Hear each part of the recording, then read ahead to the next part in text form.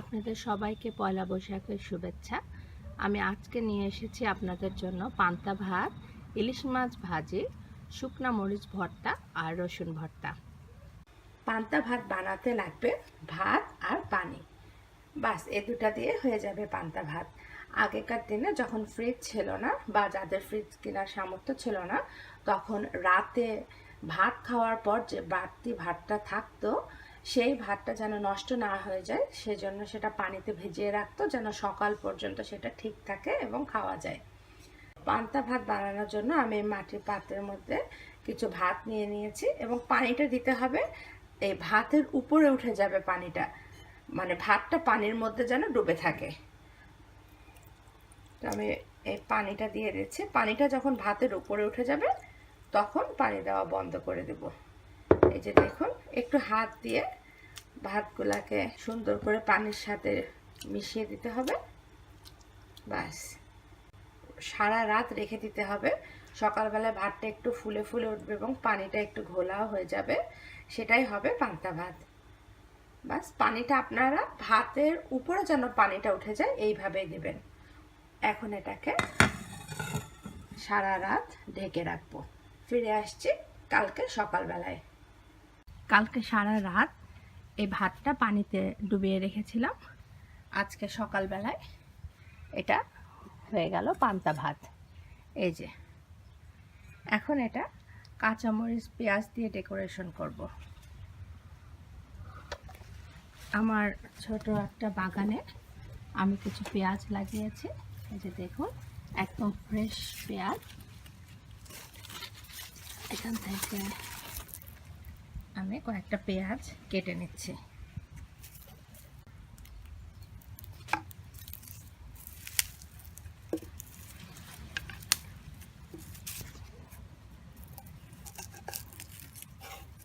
একদম বাগানের ফ্রেশ পেঁয়াজ, এই পেঁয়াজ দিয়ে পান্তা ভাত খেতে খুব ভালো লাগবে। এই যে দেখুন,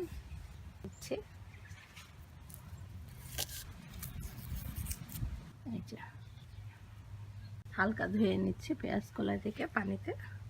টোটাল 3টা পেঁয়াজ দিলাম আমি। এখন কিছু ফ্রেশ কাঁচামরিচ নিয়ে নেব।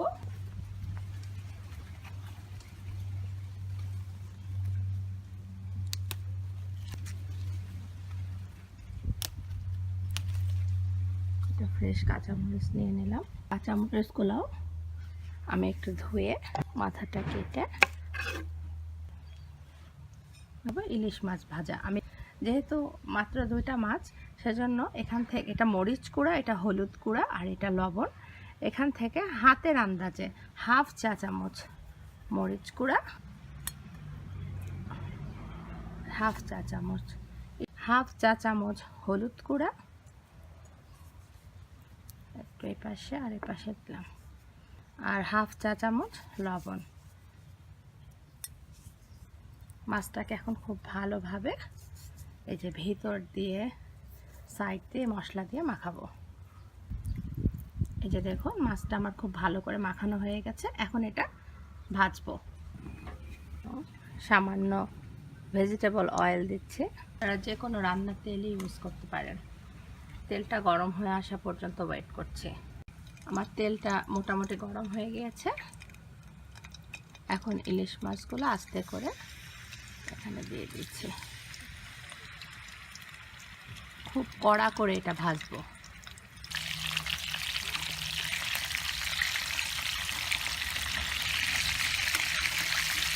একটু সময় নিয়ে কড়কড়া করে ভাজবো।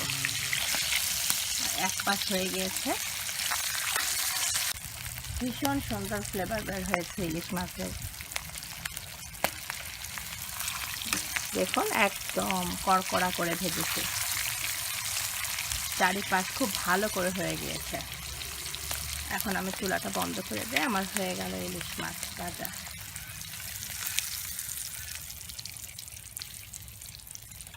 এই যে দেখুন,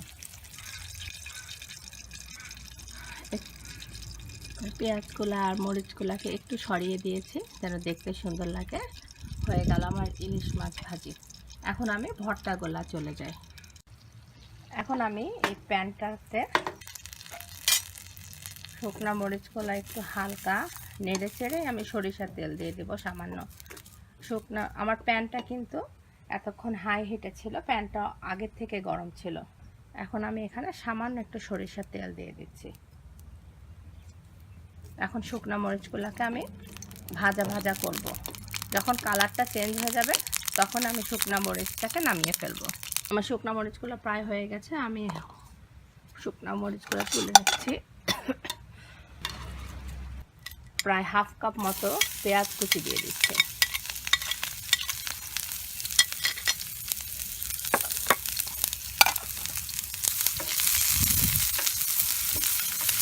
পেঁয়াজগুলো বেরেস্তার মতো হবে না, কিন্তু রঙটা চেঞ্জ হলে নামিয়ে ফেলবো সফট থাকতে থাকতে।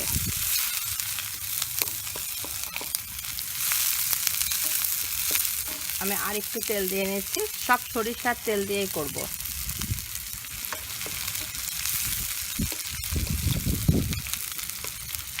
পেঁয়াজটা আমার হতে থাক।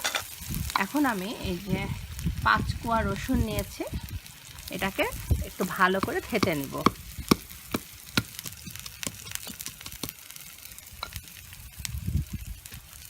এই যে দেখুন, একদম মিহি হবে না, কিন্তু ভালো করে থেতে নিব। শুকনো মরিচগুলো বোটা ছাড়িয়ে আমি আবার এগুলোও আমি এটা একটু কাছে নিয়ে আসছি। এই যে দেখুন, পেঁয়াজগুলো এর মধ্যে নেড়ে দিলাম। প্রায় হয়ে গিয়েছে পেঁয়াজ, আর একটু হবে। এই যে আমি সবগুলো শুকনো মরিচের বোটা ছাড়িয়ে এটাও একদম যতটা সম্ভব কুচি কুচি করছি। আচ্ছা, আমি এখন চুলাটা বন্ধ করে দিলাম। আমার পেঁয়াজগুলো প্রায় হয়ে গিয়েছে। আমি একটু ক্যামেরার কাছে নিয়ে আসছি। এই যে দেখুন, আমি চুলাটা বন্ধ করে দিয়েছি। এই পেঁয়াজগুলো আমি তুলে নেব। দেখুন, শুকনো মরিচগুলো আমি গুঁড়া করে নিলাম। এবার এই পেঁয়াজগুলোও আমি একটুখানি গুঁড়া করে নেব। এখান থেকে আমি অর্ধেক পেঁয়াজ নিলাম আর অর্ধেকটা রেখে দিলাম। অর্ধেক পেঁয়াজের ভেতরে আমি এই শুকনা মরিচগুলো অর্ধেক দিয়ে দিলাম, আর দিলাম 1 চিমটি লবণ, আর খুব সামান্য হাফ চা চামচ মতো সরিষার তেল দিয়ে এটাকে এখন খুব ভালো করে মাখাবো। এটা যেহেতু অনেক গরম, সেজন্য আমি হামাম দস্তা দিয়ে এটাকে গুঁড়া করছি।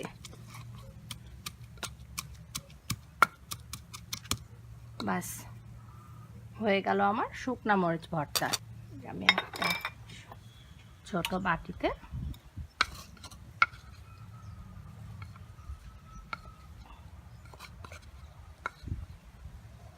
হয়ে গেল শুকনা মরিচ ভর্তা। এবার আমি আবার সেই বাকি অর্ধেক পেঁয়াজটা এখানে নিয়ে নিলাম।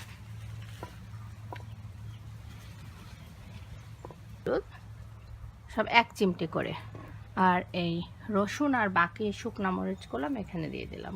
আমি হামাম দস্তা দিয়ে খুব ভালো করে থেতে নিচ্ছি। যেহেতু মাত্র চুলা থেকে নামালাম, প্রচণ্ড গরম, সেজন্য আমি হামাম দস্তা দিয়ে করছি। রসুনের ভর্তাটাও হয়ে গেল। এই যে দেখুন, রসুনের ভর্তা হয়ে গেল। পান্তা ভাত, ইলিশ মাছ ভাজি, শুকনা মরিচ ভর্তা আর রসুন ভর্তা। আপনাদের সবাইকে পয়লা বৈশাখের শুভেচ্ছা। আমার রান্নাটি যদি ভালো লেগে থাকে, প্লিজ আপনারা আমাকে সাবস্ক্রাইব করুন এবং আপনাদের বন্ধুদের সাথে, ফ্যামিলি মেম্বারের সাথে আমার চ্যানেলটি শেয়ার করুন। ধন্যবাদ সবাইকে।